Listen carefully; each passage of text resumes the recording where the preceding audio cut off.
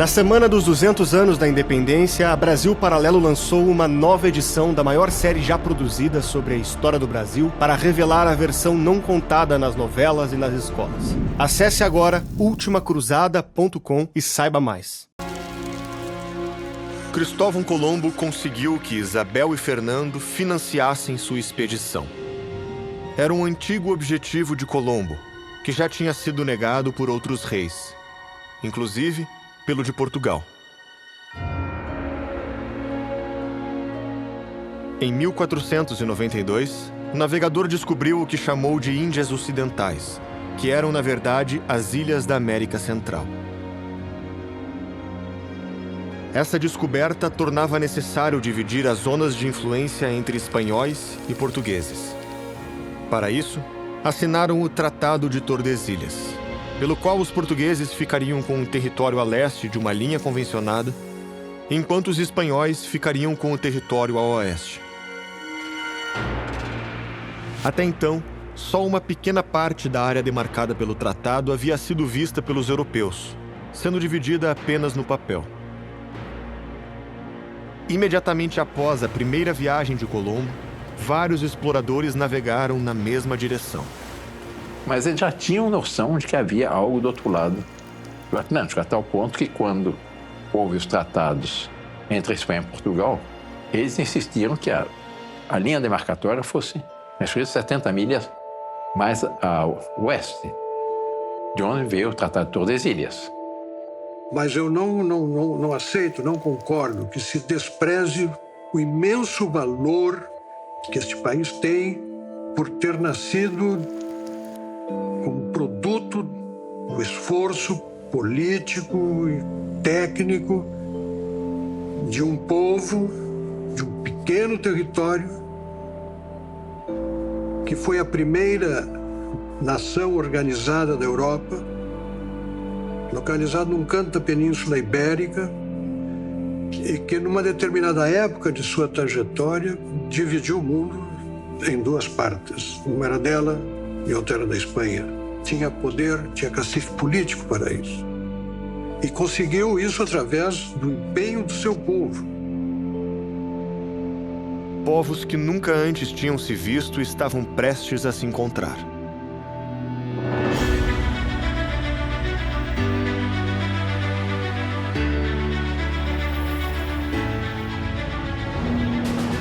No ano de 1497, Portugal envia Vasco da Gama para encontrar uma rota até as Índias, contornando a África pela primeira vez.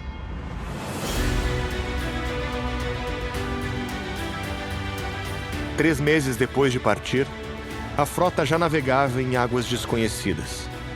Em Moçambique, os portugueses tiveram que passar por muçulmanos e quase tiveram seus navios roubados.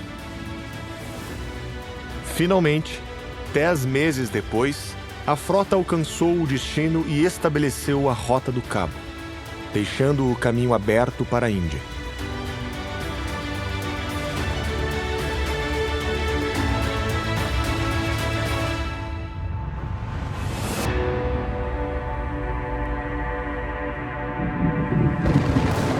Na hora de regressar, navegaram contra o vento, e trechos da viagem que duravam apenas 23 dias agora demoravam 132.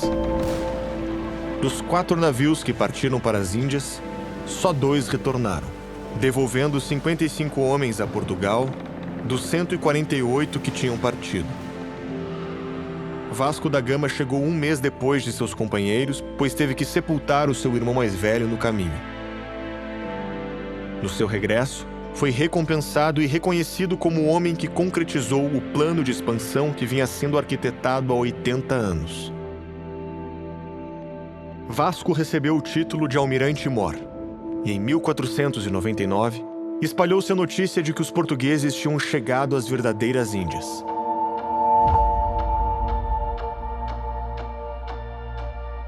A viagem era a mais longa até então realizada, superior a uma volta completa ao mundo pela linha do Equador, e seria eternizada na epopeia Os Lusíadas, de Luís Vaz de Camões. Vós, portugueses, poucos quanto fortes, que o fraco poder vosso não pesais. Vós, que à custa de vossas várias mortes, a lei da vida eterna dilatais. Assim do céu deitadas são as sortes, que vós, por muito poucos que sejais, muito façais na santa cristandade, que tanto, ó Cristo, exaltas a humildade. As grandes navegações eu comparo com a NASA, as viagens espaciais, Cabo Canaveral, nos Estados Unidos do século XX. E eu não sei quais eram as aventuras mais arrojadas, se aquelas de navegadores que se jogavam no mar aberto numa época de superstições, de receios, de medos, de incertezas, navegando em águas nunca dantes navegadas. Essa saída desses homens, essa expansão marítima, ela tinha a característica, que é a característica fundamental, de heroísmo, empreendimento humano. Homens ficaram pelos caminhos, ao longo de toda a tradição marítima. Portugal teve o privilégio de ter nos mares o seu maior cemitério. Por isso é que o Fernando Pessoa tem uns versos em que ele diz: ó mar salgado, quanto do teu sal são lágrimas de Portugal. E depois, no final desses versos, ele diz: valeu a pena? Tudo vale a pena quando a alma não é pequena.